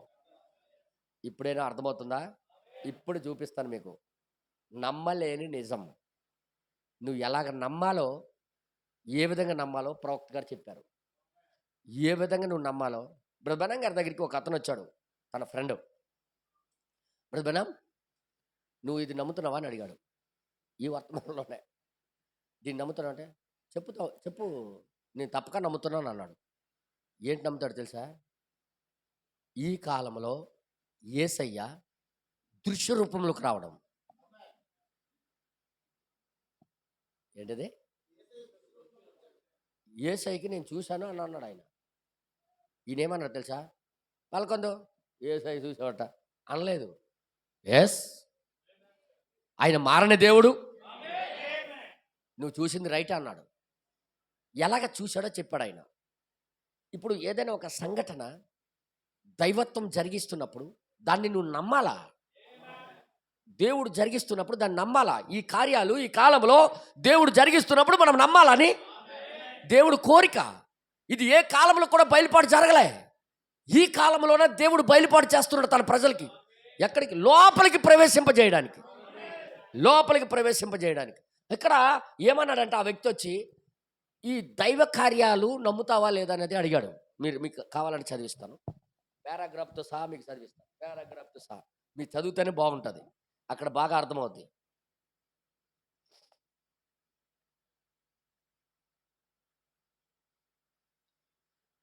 మీ అందరికీ ప్రార్థన వస్తుంది 147 పేర, అది యాప్లో. ఒక నమ్మని 65 1 నెల 17 తారీఖు కదా ఇది. 147 పేర నుండి మనం చదివితే, ప్రార్థన వరుస పిలుచుటకు ముందు చిన్న సంగతి నేను చెప్పగోరుచున్నాను అన్నాడు ఆయన. ఏంటి ఆ చిన్న సంగతి? ఒక రోజు నేను మరియు వైద్యుడు, నా యొక్క పాత మిత్రుడు కలిసి ఐస్ క్రీమ్ తింటుంటిమి. ఐస్ క్రీమ్ తినుచు ఉంటిమి. నేను అప్పుడప్పుడు ఐస్ క్రీమ్ తినేటప్పుడు ఈ మాట గుర్తొస్తుంటది, మా ప్రవక్త కూడా తిన్నాడు. ఓకేనా? ఐస్ క్రీమ్ తింటే మనం తినే కక్కుర్తి ఐస్ క్రీములు కూడా కాదు, కొద్ది మంచిది, అది ప్రోటీన్స్ ఉండేవి ఐస్ క్రీములు. ఇక్కడ తినేవంతా దరిద్రాలు, వెళ్ళి పడిపోకండి. అర్థమైంది మీ అందరికీ? ఐస్ క్రీమ్ తింటున్నారట వీళ్ళ ఫ్రెండ్, పాత ఫ్రెండ్ వైద్యుడు అయినన్ను. వింటున్నారా? Okay, next. అప్పుడు అతడు నన్ను ఇలా అడిగాడట. ఏమని అడిగాడు? బిల్లి, నేను ఒక విషయాన్ని నిన్ను అడగగోరుచున్నాను. నేను మీకు ఒక విషయం అడగాలనుకుంటున్నాను అన్నాడు. సరే అడగండి అని నేను అన్నాను. ఆ మిత్రుడు అడిగిన దానికి ఓకే అడుగు అన్నాడు ఆయన. నీవు నమ్ముదువా? ఏటన్నాడు డైలాగు? నేను చెప్పిన దానికి నువ్వు నమ్ముతావా అని అడిగాడు. బ్రదర్, 7వ దూత చెప్తే మేము నమ్ముతాం, కానీ ఈయన చెప్పింది మనం నమ్ముతామా? ఇప్పుడు 7వ దూతే నమ్మాలి ఈయనకి. ఇప్పుడు చూడండి ఎంత పెద్ద పరీక్ష ఇక్కడ. 7వ దూతే ఇప్పుడు ఇంకొక వ్యక్తి చెప్పింది నమ్మాలి. ఇప్పుడు నువ్వు నమ్ముతావా అని అడిగాడు. అయితే ఏమన్నాడు ఆయన? నమ్మలేని నిజం నువ్వు నమ్ముతావా? ఏంటన్నాడు ఆయన? ఒక నమ్మలేని నిజం విషయం చెప్తాను, నువ్వు నమ్ముతావా అని అడిగాడు. అయితే అతడు నన్ను అడిగాడు. ఆయన అడిగాడు. నిజానికి ఈ నా ప్రసంగ అంశము అక్కడే నాకు దొరికింది. ఎక్కడ దొరికాడనా? ఆ మాట దగ్గరే ఈరోజు ఈ అంశం దొరికింది నాకు అన్నాడు ఆయన. నమ్మలేని నిజము నేను చెప్తాను, నువ్వు నమ్ముతావా అని అడిగాడు. చెప్పు అన్నాడు. అయితే ఇప్పుడు ఏమన్నాడు? అందుకు నేను నిశ్చయంగా నమ్ముతానని, గ్యారంటీగా నమ్ముతాను సోదరుడా అన్నాడు ఆయన. అయితే అప్పుడు అతడు నువ్వు నమ్ముదు అని నాకు తెలుసు. ఇంకా డైలాగు, నమ్ముతావని నాకు తెలుసు అని అంటూ జరిగిన ఒక సంఘటన అతనికి చెప్పాడు. ఒక జరిగిన సంఘటన బ్రదర్ బెనం గారితో చెప్పాడు ఆయన. ఏమని చెప్పాడు చూడండి ఒకసారి. సంవత్సరాల తరబడి మూర్ఛల వ్యాధితో ఉన్న ఒకడు ప్రార్థన ద్వారా ఎలా విడుదల పొందాడో, ఎలాగ విడుదల పొందాడో ఆయన చెప్పాడు. వైద్య చికిత్స కోసం వాడు తన యొద్దకు వస్తూ ఉండేవాడట. ఈ వైద్యుడు కదా మిత్రుడు, ఎన్నో సంవత్సరాల బట్టి మూర్ఛ రోగం ఉండేదట. వాడు ఎలాగ బాగుపడ్డాడో ఆ విషయం కూడా చెప్పాడు ఈయనకి. ఓకేనా? ఒక్క రోజులో 7-8 సార్లు వాడికి మూర్ఛలు వచ్చేవాడు. 7-8 సార్లు మూర్ఛ రోగం మొత్తం ఎవరైనా నెలకొంటారు ఒకసారి చూడండి. అలాంటోడు దేవుడు బాగు చేశాడు అని విషయం చెప్తాడు ఈయనకి. గనుక కొంచెం గట్టిగా మందులు తీసుకునేవాడు, ఎక్కువగా మందులు తీసుకునేవాడు. అయితే ఒకనాడు వాడు ప్రార్థన ద్వారా బాగుపడ్డాడు. ఇది నమ్ముతున్నావు బ్రహ్నాం గారు అంటే ఈయనేమన్నాడు తెలుసా? ఆమేన్, దాన్ని నేను నమ్ముతున్నాను అన్నాడు ఆయన. దేవుడు చేయగలడు. ఒక వ్యక్తి లోపల నుండి దేవుడు చేయగలడు. ఒక వ్యక్తిలో నుండి దేవుడు పని చేస్తాడు. దాన్ని నమ్ముతున్నాను అన్నాడు ఆయన. నమ్మకము ఒక దగ్గర కలిసినప్పుడు ఏమవుతుందో తెలుసా? ఒక అతీతమైనది జరుగుద్ది. ఓకే తర్వాత ఏం చెప్తున్నాడు చూడండి. ఇక అప్పటి నుండి తన మందుల షాపు వైపు కూడా తిరిగి కూడా చూడలేదట. ఆ రోజు నుండి మందులు వాడడం మానేశాడు ఆయన అని చెప్తున్నాడు ఇంతో. అయితే అప్పుడు అందును బట్టి వైద్యుడు నా మిత్రుడు నాతో ఇలా అన్నాడు. ఏమన్నాడట వైద్యుడు? ఆ మిత్రుడు, నీవు దేన్ని గురించి చెప్తున్నావో దాన్ని నేను పూర్తిగా నమ్ముతున్నానని నువ్వు తెలుసుకోను వైద్యుడా. నువ్వు బ్రదర్ నువ్వేమేమైతే చెప్తున్నావో అవన్నీ నిజాలే, అవన్నీ నేను నమ్ముతున్నాను. నువ్వు చెప్పిందంతా అది నిజమే, నేను చెప్పిందంతా అది నిజమే. ఇది నమ్మలేని నిజాలు. ఎన్నో సంవత్సరాలు బట్టి మందులు వాడినోడు ఇంకా వాడకుండా అయిపోయాడు. ఒక విశ్వాసాన్ని బట్టి దేవుడు కార్యం చేయడం చూశాడు. అది సాక్ష్యం పంచుకుంటున్నారు. హల్లెలూయా. ఎక్కడితో ఆగిపోలేదు. అసలైన సిచ్యువేషన్ ఉందో చూడండి ఒకసారి. తర్వాత ఇంకేమంటాడు చూద్దాం. అతడు ఇంకను నాతో ఇలా అన్నాడు, నాతో ఇలాగ అంటున్నాడు. ఏమని? ఆర్థిక మాంద్యం ఎక్కువగా ఉన్న ఆ కాలమందు, ఆర్థిక మాంద్యం అంటే కరువు కాలం. అంతేనా? ఆ కాలములో నేను నా కుమారుణ్ణి మందుల షాపులో ఉంచి తిని. ఏమన్నాడు ఈయన? నా కొడుకుని మందుల షాపులో ఉంచాను. అయితే నా కుమారుడు ఒక రోజున ఒక యవ్వనస్తుడు నిండు శూలాలకు తన యవ్వన భార్యతో వచ్చుటకు గమనించుచున్నాడు. నా కొడుకు మందుల షాపులో అంటే మెడికల్ స్టోర్, మీకు అర్థమైంది కదా, మెడికల్ స్టోర్లో తన కొడుకుని ఉంచాడు. వచ్చిన వాళ్ళందరికీ మందులు అమ్మరా అని. ఈయన కొద్దిగా దూరంలో కూర్చొని ఉన్నాడు. అయితే వచ్చిన ఒక యవ్వనస్తుడు నిండు గర్భవతికి తీసుకుని వచ్చి ప్రసవ వేదన వస్తుందన్న ఉద్దేశంతో మందులు కొనడానికి వచ్చాడు. అర్జెంటుగా మందులు లేకపోతే ప్రమాదం. ఇప్పుడు ఏమన్నారు? ఇప్పుడు మందుల కోసం వారు అతన్ని వరుసలో ఉంచారు, లైన్లో ఉంచాడు. ఆ యవ్వనస్తుడు ఇలా అడిగాడు. ఆ యవ్వనస్తుడు ఏమన్నాడు? నీవు ఆమెను చూడుము. ఏమన్నాడు? ఈ లైన్లో నిలబడి, అయ్యా నిలబడలేకపోయిన పరిస్థితి మా ఆవిడ ఇలవెల్లాడిపోతుందయ్యా, జుమాంచిపోతుందయ్యా, నువ్వు అర్జెంటుగా మందులు ఇస్తే నేను ఏమైనా చచ్చిపోవచ్చు కాబట్టి మాకు మందులు ఇచ్చేస్తే మేము వెళ్ళిపోతామని సీట్ ఇచ్చాడట. ఈ కుర్రాడు నాన్న వేరు కొడుకు వేరు కదా, రూల్ కొన్ని ఉంటాయి. ఎప్పుడు కూడా అరువు ఎవరు ఇవ్వరు. ఇప్పుడు ఆయన అడిగితే అంత మందులు ఈయన ఏమన్నాడంటే, రూల్ ప్రకారంగా మేము వెళ్ళాలి కాబట్టి రూల్ ఉంటుంది కదా అక్కడ అంటున్నాడు ఆయన. అదే రూల్. అక్కడ ఏమంటాడంటే రూల్స్. ఆమెను చూడు, ఆమె ఏ క్షణంలోనైనా ప్రసవించవచ్చును. డెలివరీ దగ్గర పడిపోయింది. అయితే అంతేకాదు ఇంకెంత మాత్రము ఆమె ఆ వరుసలో నిలబడలేదు, లైన్లో నిలబడదయ్యా. అతడు తన భార్యను తన భుజాల మీద వాల్చుకొని ద్వారమునొద్దకు తీసుకొని వచ్చాడు. డైరెక్ట్ గా వాల్చుకొని తీసుకొని వచ్చాడు ఆ యవనస్తుడు. అయితే వైద్యుడు నా మిత్రుడు ఇలా అన్నాడు. ఆ వైద్యుడు ఆ మిత్రుడు చెప్తున్నాడు బ్రహ్మ గారితో ఏమని? నా కుమారుడు అక్కడికి వెళ్ళి నేను మీకు ఏదైనా సహాయం చేయగలనా అని అడిగాడు. ఏటన్నాడా? ఏలబడిపోతున్నది ఆ అమ్మేమో, డెలివరీ టైం అయిపోయింది, నీకేమైనా సాయం చేయగలని కొడుకు వెళ్ళి అడిగాడు. అయితే అందుకు ఆ యవనస్తుడు ఏమన్నాడంటే, ఇదిగో వైద్యుడు రాసిన మందుల చీటి, అయ్యా బేగ మందులు ఇచ్చేస్తే నేను వెళ్ళిపోతాను, మా ఆవిడికి డెలివరీ చేస్తానని అంటున్నాడు. మాకు ఇంకా డబ్బులు అందలేదయ్యా, కౌంట్ నుండి ఇంకా రావాల్సి ఉంది, అకౌంట్ లో ఇంకా పడలేదు. కౌంట్ లో అని రాశారు కానీ అకౌంట్ లో ఈ రోజు భాషలో మాట్లాడుతాం, ఫోన్ పేలోకి ఇంకా రాలేదు, గూగుల్ పేలోకి ఇంకా రాలేదు, అది వచ్చినంటే నీకు ఇచ్చేస్తాను, దయచేసి ఆ మందులు ఇవ్వండి అన్నాడు. ఈ కాల భాషలో మాట్లాడుతున్నాను.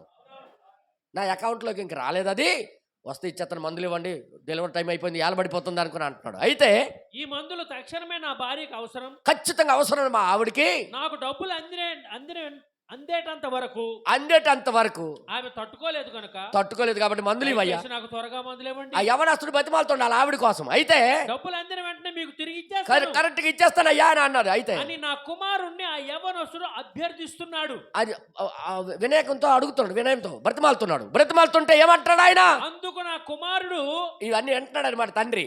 ఆ కుమారుడు ఏమంటాడంటే, అయ్యా క్షమించండి, రూల్స్ ప్రకారం డబ్బులు చెల్లించకుండా మందులు ఇవ్వడం కుదరదు. ఎవరైనా అంతే,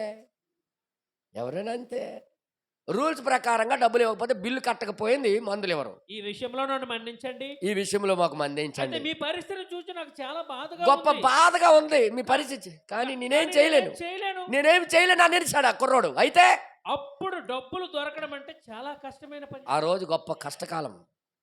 నాకు తెలియక అడుగుతాను, నమ్మలేజన్న విషయం ఎత్తి ఇవన్నీ మాకు ఎందుకు చెప్తున్నావు? ఇప్పుడు నమ్మలేని నిజమని ఎత్తాడు. ఈ స్టోరీలన్నీ మాకు అవసరమా? ఆ స్టోరీల్లో దేవుని యొక్క ప్రక్రియ, దేవుని యొక్క ఉద్దేశం ఎలాగ దాచిపెట్టాడో చూపిస్తున్నాను మీకు. హల్లెలూయా.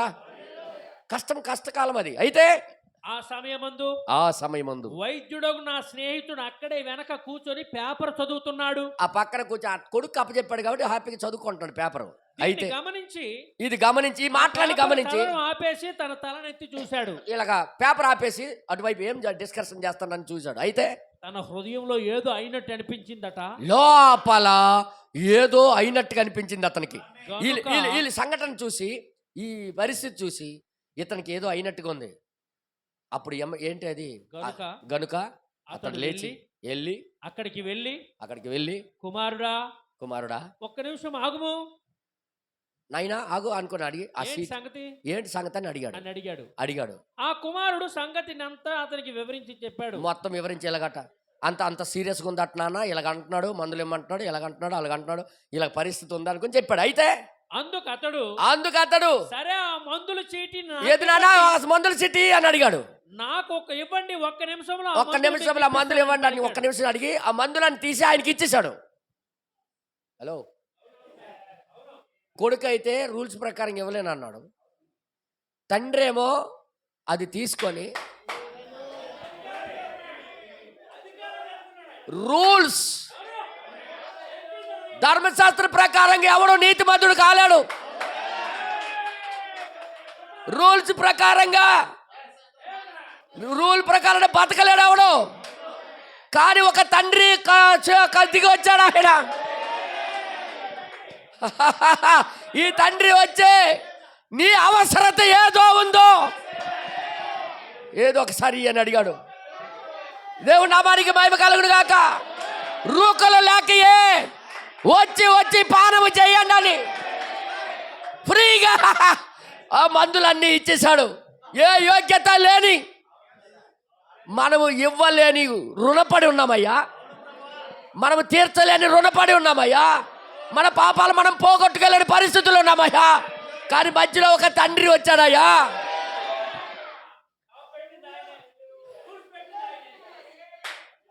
ఆ చట్టం పెట్టింది ఆయన, ఆ చట్టానికి ఇరుగుడు తీసుకొని వచ్చింది కూడా ఈయన. అందుకే కృప దినాలలో బ్రతుకుతున్నాం. బ్రదర్, ఉత్తిన ఏ స్టోరీ చెప్పట్లేదు ప్రవక్త. ప్రతి స్టోరీ వెనకాల ఒక ఆత్మీయ స్థితి దాగుంది. ఈరోజు కానీ దీనికి కానీ నువ్వు నమ్మకపోతే నువ్వు బ్రతికేది ఇంకొక అవకాశాలు లేవు. అందుకే దీనికి మనము రుణపడి మనం ఉన్నాం. దీన్ని నమ్మవలసిన బాధ్యత మన మీద ఉన్నది. అప్పుడు ఆ తండ్రి తీసుకొని మొత్తం మందులన్నీ కట్టేసి ఆయనకి ఇచ్చేసాడు. ఇచ్చేసిన తర్వాత ఏం జరిగింది, ఇంకొక సంఘటన జరిగింది ఇక్కడ, అది కూడా మీకు చూపిస్తాను. అక్కడ ఇంకొకసారి చూడండి. అప్పుడు ఆ సీటు తీసుకొని వారు కనుక అతడు తిరిగి వెళ్ళి అవసరమైన మందులు తీసుకుని వచ్చి ఆమె చేతిలో అవసరం వచ్చిన మందులని తీసుకొని పొట్లం కట్టి ఆమె చేతులు, అమ్మా ఇల్లమ్మా వేసుకో, అమ్మా వేసుకో. ప్రసవించకపోయిన పరిస్థితి ఆమెది, బిడ్డను కన్నలేకపోయిన పరిస్థితి, పవిత్రత రాకపోయిన పరిస్థితి, పవిత్రత చూపించలేకపోయిన పరిస్థితి ఆమెది. అలాంటప్పుడు కొన్ని మందులు ఆయన అందించాడు, కొన్ని వర్తమానాలు అందించాడు అంటాను నేను, కొన్ని మెసేజ్లు అందించాడు ఆయన. ఆ మెసేజ్లు మొత్తం పొట్లం కట్టి ఆమె చేతిలో పెట్టాడు. వారు తిరిగి డబ్బులు చెల్లిస్తారో లేదో ఆయనకి తెలియనప్పటికీ, డబ్బులు ఇస్తారో లేదో అని తెలియదు ఆయనకి అసలు. వారికి ఆ సహాయం చేశాడు. ఆయన ఆ సహాయం చేశాడు.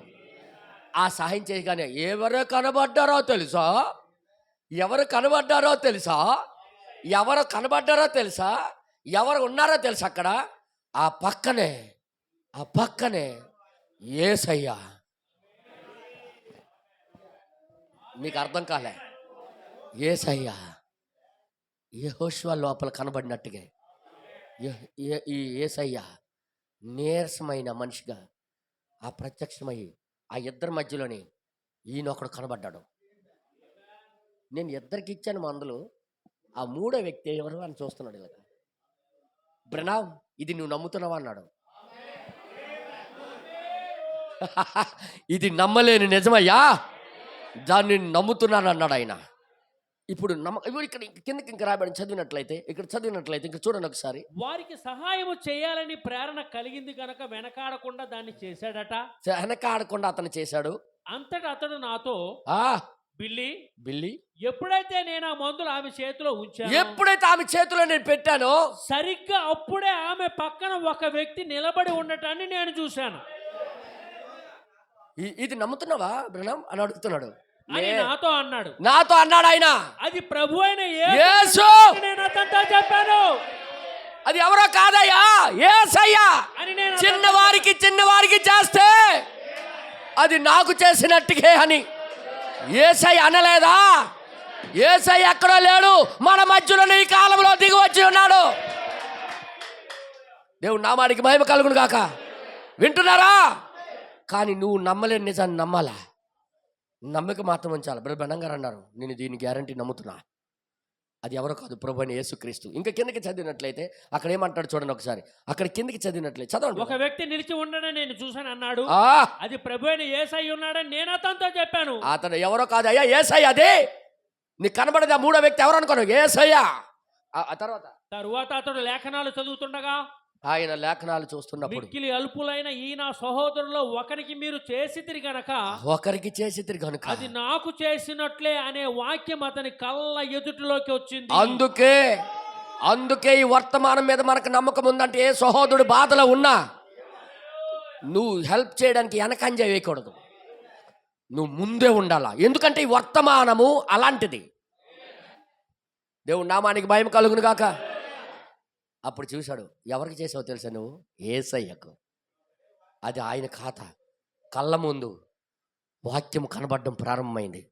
అంత గొప్ప అద్భుతం, క్రీస్తుని చూసే పరిస్థితి ఏర్పడిందంట ఆయనకి. కారణం ఏంటి తెలుసా? నమ్మలేని నిజాలని నమ్మి నిలబడ్డాడు. అది ఎవరు? బ్రనాం గారికి మిత్రుడు. మాట్లాడరేటలు యెహోషువకి యెహోవా ప్రత్యక్షం అవడానికి కారణం ఏంటి చెప్పండి సార్? మాట్లాడరేటి? ఒక ప్రవక్తకి మిత్రుడు. దేవుని నామానికి మహిమ కలుగును గాక. ఒక ప్రవక్తకి మిత్రుడు.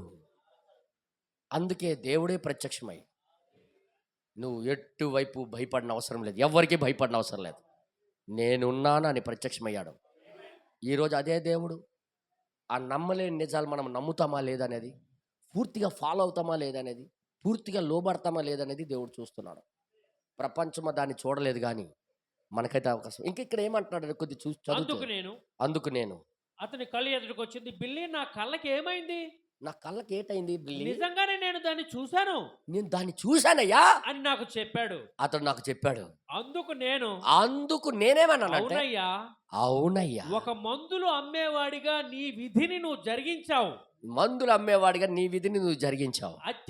అత్యవసర పరిస్థితిలో ఉన్న వారి ఎడల దయ చూపావు. నువ్వు అత్యవసర పరిస్థితులు ఉన్న వారి పట్ల దయ చూపించావు. అందుకే యేసు అన్నాడు, మిక్కిలి అల్పులైన వారికి, ఈ నా సహోదరులకు మీరు చేస్తే అది నాకు చేసినట్లే. నీవు చేసింది ఎంతో మంచి కార్యమని నేను నమ్ముచున్నానని వైద్యుడు నా మిత్రునితో అన్నాను. హల్లెలూయా, హల్లెలూయా. నువ్వు చేసిన పని గొప్ప పని అయ్యా. నువ్వు మామూలు కాదు. వర్తమానం నమ్మి వర్తమాన జీవితం సమర్పించుకొని నాతోనే తిరుగుతూ వాక్యము నెరవేరుస్తున్నావు నువ్వు. కాబట్టి నువ్వు గొప్ప పని చేసావని అనగానే అక్కడ ఏం జరిగిందో తెలుసా? చూడండి ఒకసారి. అత్యవసర పరిస్థితుల్లో మందులు అమ్మే వ్యక్తి ఎలాగైతే రంగం మీదకు వచ్చి నిస్సహాయ స్థితిలో ఉన్న ఆ నిండు శూలాలకు ఆమెకి సహాయం చేశాడు. సరిగ్గా యేసు కూడా ఈ రాత్రి మన మధ్యలోకి వచ్చి వాక్యమే శరీరము దాల్చున్నట్లుగా ఆయన తనను తాను మనకు బయలుపరుచుకొనని నేను నమ్ముతున్నాను. దాన్ని మీరు నమ్ముతున్నారా? ఇది నమ్ముతున్నారా? నమ్మితే మీ జీవితాలు ధన్యమైపోతాయి. వర్తమానం నమ్మడం అంటే ఇది మంచిదని చెప్పేసి వెళ్ళిపోవడం కాదు. పూర్తిగా దాని మీద ఆనుకోవాలి. యెహోషువ వలె మనం ఆనుకోవాలి. యెహోషువ వలె నమ్మకం కలిగి ఉండాలి. యెహోషువ వలె ప్రవక్త పక్షాన మనం నిలబడాలి. ప్రవక్త చెప్పింది మనం చేయాలి. ప్రవక్త చెప్పిందే మనం నడవాలి. హల్లెలూయా. దేవుని నామానికి మహిమ కలుగును గాక. ఈ రోజున్న ఆత్మే ఆ రోజు కూడా లేదనా? ఇదేంటి మనిషి వెనకాల వెళ్ళిపోతుంటారు అనుకున్నారు వాళ్ళు. కానీ వాళ్ళు వెళ్ళింది మనిషి వెనకాల కాదు, ఒక నమ్మలేని నిజాన్ని నమ్ముకుంటూ వెళ్తున్నాడు ఆయన. ఆయన దృశ్య రూపంలో యేసయ్యనే చూశాడు. ఎలా చూశాడంటే, నాకు చేసావు అది. ఆ పొట్లమాట ఆయన చేతిలో ఉందట. అది మందులు ఆ యేసయ్య చేతిలో ఉంది. వేరే వ్యక్తి ఎవరో అనుకోండి, కళ్ళు నిలిపి చూశాడట. ఇంకా ఎవరిదంటే అది యేసయ్యే. దృశ్య రూపంలోకి వచ్చాడు. ఆ యేసయ్యే యెహోషువకు కనబడ్డాడు. కారణం ఏంటి తెలుసా? ఒక ప్రవక్త లోపల దేవుడు పని చేయడం, దాని పక్షాన ఆయన సేవ చేయటం దేవుడికి నచ్చింది. అందుకే యెహోషువ డైలాగు, ఈ రెవల్యూషన్ బాగా తెలుసు ఆయనకి. యెహోషువ లోపల ఒక రెవల్యూషన్ ఉంది. ఏంటంటే, దేవుడు కానీ మనకు చూసి ఆనందిస్తే, మన ముందు ఏది నిలబడదు. అదే అన్నాడు కదా యెహోషువ కాలేబులు లేచి నిలబడి ఏమన్నారు? అయితే మనము జయించగలం, మనమే వారికి జయించగలం, మనమే వారికి ఓడించగలం. యెహోవా మన యందు ఆనందించిన ఎడల. చదవండి ఒకసారి అధ్యాయం చదవండి. ఈ సంఖ్యాకాండము 14వ 14 అధ్యాయం సంఖ్యాకాండం 14 వచనం. 8వ వచనం ఒకసారి మీరు తీస్తుంది. యెహోవా మన యందు ఆనందించిన ఎడల, యెహోవా మన యందు ఆనందిస్తే ఆ దేశములో మనలను చేర్చి, మా దేశములో మనకి చేర్చి దానిని మనకిచ్చును. ఇప్పుడు యెహోషువలో ఆనందించాడు దేవుడు.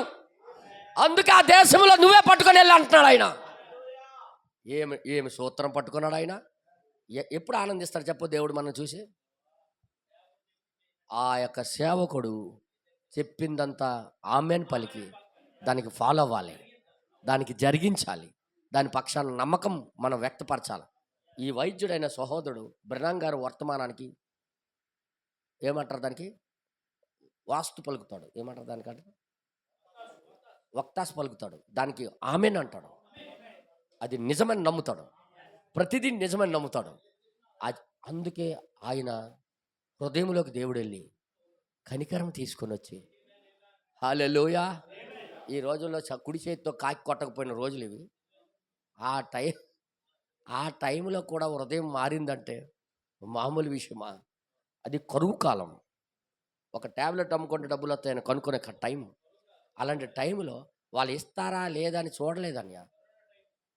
వాళ్ళ అవసరతలోని పాలు పొందాడు. ఎవరన్నా ఈ కనికర హృదయం చేసినాడు దేవుడు. నా సహోదరులారా, ఈ రోజుల్లో చాలామంది హృదయాలు మారకపోవడానికి కారణం ఏంటో తెలుసా? ఈ వర్తమానం పట్ల పూర్తిగా గౌరవం లేకపోవడం. ఒకవేళ అది అవుతే ఎలాంటి వ్యక్తిని అనేది మార్చగలదు, ఎలాంటి మనిషిని అనేది మార్చగలదు. హల్లెలూయా. అది దేవుడే. ఈ కాలంలో నువ్వు దేవుణ్ణి చూసావు, దాన్ని నేను నమ్ముతున్నా. యేసయ్య నువ్వు చూసావు, నువ్వు యేసయ్య అది ఎవరో కాదనుకొని. దేవుడి నామానికి మహిమ కలుగును గాక. నా సహోదరులారా, ఈరోజు ఎవరికి మనం పరిచర్య చేస్తున్నాం? అయితే దేవుణ్ణే. బ్రహ్మణం గారి మాట విన్నది మనం ఎవరి మాట వింటున్నామంటే ఆయన మాటే. చాలామందికి ఎస్ఏ ఎలాగన్నాడు, మార్క్ ఎలాగన్నాడు అనొచ్చు, కానీ బ్రహ్మణం గారు అన్నాడు అంటాడేంటి అనుకుంటారు చాలామంది. వాళ్ళకి తెలియదు ఈ కాలంలో ఎలాగా దేవుడు ప్రత్యక్షమయ్యాడు అనేది, ఈ కాలంలో దేవుడు ఎలాగ వ్యవహరిస్తున్నాడు అనేది తెలియదు, ఈ యుగములో దేవుడు ఎలాగ పనిచేస్తున్నాడు అనేది తెలియదు. ఇదంతా ఎవరికి తెలియదు. కానీ నమ్మలేని నిజం ఇది. ఈ కాలంలో దేవుడు విడిచిపెట్టిన అన్నిటి కూడా దేవుడు బోధించడానికి దిగి వచ్చాడని. అందుకంటాడు 7 ముద్రలు ఎవరు బోధించలేదు. 7 ముద్రలు ఈ కాలంలో మనకు బయలుపాటు చేశాడు దేవుడు. సంగమా వింటున్నారా? 7 బూరలు బయలుపరిచాడు, 7 పాత్రలు బయలుపరిచాడు. చెప్పండి, 7 పండగల కోసం. అసలు వర్తమానమే రాకపోతే పండగల గురించి మనకు తెలిసేదా? పసక అంటే పసక అంటే వీళ్ళు గడ్డి అనుకునేవాళ్ళం. పసక అంటే ఏంటి పసక అనుకునేవాళ్ళం. అని పసక అంటే ఏంటో, ప్రాయశ్చిత పండుగ అంటే ఏంటో, పులియన్ రొట్టె పండుగలు అంటే ఏంటో మొత్తం ఈ వర్తమానము ప్రవక్త వచ్చిన తర్వాతే బయలుపాటు జరిగాయి. హల్లెలూయా, హల్లెలూయా. 7 పండగలే ఎందుకు? 7 పండగలు దేనికి సాదృశ్యం? బైబిల్లో ముడేసి చెప్పినవాడు ఒక ప్రవక్త. అలాంటి మోషే లాంటి ప్రవక్తను దేవుడు పంపించినందుకు దేవునికి స్తోత్రం. పూర్తిగా దీని మీద ఆనుకోండి. నమ్మకం కలిగితే దాన్ని చదువుతారు మీరు. అది రోజు చదువుతారు, రోజు వింటారు. అలాగ నమ్మిన వాళ్ళే దేవుడికి ఇష్టం. హడ్డీ రైట్ సిస్టర్కి దేవుడు చూసి ఎందుకు ఆనందించాడు చెప్పనా? ప్రవక్త ఈయన చెప్పిందంతా నిజమే, నమ్మలేని నిజాలు. ఇదంతా నిజం తప్ప మరొకటి కాదు అన్నది ఆమె. వెంటనే పరిశుద్ధాత్మ ఇంట్లో రూమ్లోకి వచ్చి ఎంత బలమైన అభిషేకం దిగొచ్చిందంటే అక్కడున్న గ్లాసులు, అక్కడున్న చెంబులు అన్నీ కదిలిపోయి కింద పడిపోయాయి. అంత ఉజ్జీవం, అంత పవర్ దిగొచ్చింది. దేవుడు ఆనందం అయిపోయాడు. దేవుడు మనము ప్రవర్తించే ప్రవర్తన, మనం మాట్లాడే మాటలు వర్తమానం ప్రకారంగా ఉంటే దేవుడు గొప్ప ఆనందం అయిపోతాడు. హల్లెలూయా. నువ్వు నోటి ద్వారా బ్రహ్మణం గారు అన్నారు, ఆ యొక్క కానాని స్త్రీ ఉదయం నుండి సాయంత్రం వరకు ఎంట పడుతూనే ఉంది. దావీదు కుమారుడా కరుణించి నా కూతురు దయ్యం పట్టేసింది అనుకుని తిరుగుతూనే ఉంది. బ్రహ్మణం గారు చెప్పారు, ఏం చెప్పారు తెలుసా? మంచి మాట ఆమె ఆడినందుకు. ఆమె గురించి ప్రార్థన చేయలే, ఏమి అనలే. ఆమె మంచి మాటలే అవతల దయ్యం నుండి విడుదల చేసింది. అవతల ఈరోజు ఇతరుల గురించి తప్పుగా మాట్లాడినప్పుడు మన దయ్యాలు వదలవు. మనకి ఇతరుల కోసం మంచే మాట్లాడండి అన్నాడు ప్రవక్త. హల్లెలూయా, దేవుడి నామానికి మహిమ కలుగును గాక. వింటున్నారా? అప్పుడు ఏం జరిగిందో తెలుసా? ఇది ఈరోజు ప్రార్థన లైన్కి వస్తున్న మీరు స్వస్థత కావాలంటే దీన్ని నమ్మండి అన్నాడు ఆయన. నమ్ముతారా అని అడిగాడు. ఒకటే మరి ఇంకేం లేదు. నువ్వు నమ్మితే ఇక్కడ నుండి నువ్వు వెళ్ళిపోతావు, ఇక్కడ బాగైపోయి. ఎంతోమంది ఆ రోజు బాగుపడిపోయి లేచిపోయి వెళ్ళిపోయారు. సంగమా, ఈరోజు బాగుపడాలనుకుంటే, మీ జీవితాలు కట్టబడాలనుకుంటే మరొక మార్గం లేదు. పూర్తిగా ఆ దైవజనుడు బోధించిన దాని మీద మనం నమ్మకం కలిగి ఉండాలి. వర్తమానం చెప్పిన దాని మీద మనం లోబడి ఉండాలి. అదే దేవుడు ఆశిస్తున్నాడు. ఈరోజు రాత్రి ఎక్కువ నేను చెప్పను, ఎందుకంటే చాలు ఎక్కువ. ఎందుకంటే ఈ మధ్యలోనే మీకు అలవాటు తప్పిపోయింది కాబట్టి ఒకేసారి తింటే. ఇప్పుడు చూడు, పూర్తి ఖాళీ కడుపుకి ఒక్కసారి తప్పేలా అన్నం పెట్టరు. ముందు మజ్జిగన్నము కొద్ది కొద్దిగా ముందు అలవాటు చేస్తారనమాట, పొట్ట సాగడానికి. మీకు కొద్దిగా సాగడానికి కొద్దిగా నేను చెప్తున్నాను. ఈ మధ్యలోనూ వర్తమానం లేక ఎండిపోయి ఉన్నారు కాబట్టి, ఆత్మీయమైన పొట్ట ఎండిపోయింది కాబట్టి కొద్దిగా మజ్జిగ లాంటితో మీకు కొద్దిగా చల్లది జార వీడుస్తున్నాను. ఈరోజు రాత్రి ఎంతమంది ప్రభా ఆ నమ్మకం లేకే మా జీవితాలు బర్న్ అయిపోతున్నాయి, మాకు సహాయం చేయి ప్రభా అని ఎంతమంది అంటారో లేచి నిలబడి ప్రార్థన చేద్దాం. ఓ ప్రభా, సహాయకుడా, కృపలో ఐశ్వర్యవంతుడా, నీకు స్తోత్రము నాయనా. కొద్ది నిమిషాలైనా మాతో నువ్వు మాట్లాడావయ్యా. మేము ఎలా ప్రవర్తించాలో మాకు నేర్పిస్తున్నావయ్యా. ఇది నీ కృపయే తప్ప మరొకటి కాదయ్యా. మేము ఎలా ఆనుకుంటే బాగుపడతామో, ఎలాగ మేము నమ్మితే బాగుపడతామో, ఏ విధంగా నడుస్తే నువ్వు ఇష్టపడతావో, ఏ విధంగా మేము అంగీకరిస్తే నువ్వు ఇష్టపడతావో మాకు నువ్వు తాళం అందిస్తున్నావయ్యా. మా బ్రతుకులకి బాగు చేయడానికి నువ్వు చూస్తున్నావయ్యా. మేము కేవలం డినామినేషన్ నుండి బయటికి రావడమే కాదయ్యా, మీ లోపలికి మేము ప్రవేశించాలయ్యా. మా స్థానాన్ని మేము ఆక్రమించుకోవాలయ్యా. అందుకే ఈ నమ్మలేని నిజం మాకు పంపించావయ్యా. ఓ ప్రభా, నీకే స్తోత్రము నాయన. ఎంతమంది చేతులెత్తి ప్రార్థన చేస్తారు? తండ్రి, తండ్రి, ఓ ప్రభా, శత్రువు మాకు లాక్కొని వెళ్ళిపోతుంటే మాకు నువ్వు కాపాడావయ్యా, మాకు బాగు చేసావయ్యా. తండ్రి, నీకు స్తోత్రము నాయన. జీవితాలు ఎండిపోవడానికి కారణమేమో పూర్తిగా నమ్మకపోవడం అయ్యా, పూర్తిగా నీ మీద ఆనుకోకపోవడం అయ్యా, నీ మీద ఆధారపడకపోవడం అయ్యా. మా స్వబుద్ధి మీద మేము ఆధారపడమే, మా స్వచిత్తం మీద మేము ఆధారపడమే, మేము నాశనం అయిపోతున్నామయ్యా. ఓ ప్రభా, నీకే స్తోత్రము నాయన. కృపలో ఐశ్వర్యవంతుడా, దేవాతి దేవా, నువ్వు మాట్లాడే దేవుడివి. ఓ ప్రభా, నీకే స్తోత్రము నాయన. ఓ ప్రభా, నీకే స్తోత్రం. ఒక్క నిమిషం నీ నోరు తెరిచి మాట్లాడమ్మా. నీ జీవితంలో గొప్ప మహిమమైనది చూడాలంటే, నీ జీవితంలో గొప్ప మార్పు చూడాలన్నా, నీ ఇంట్లో నుండి దయ్యాలు చీకటి శక్తులు వెళ్ళిపోవాలన్నా, నీ ఒంటిలో రోగం వెళ్ళిపోవాలన్నా నువ్వు నమ్మవలసి ఉంది. ఈ కాలంలో పంపించబడిన వాడికి నువ్వు నమ్మవలసి ఉన్నది. హల్లెలూయా, హల్లెలూయా.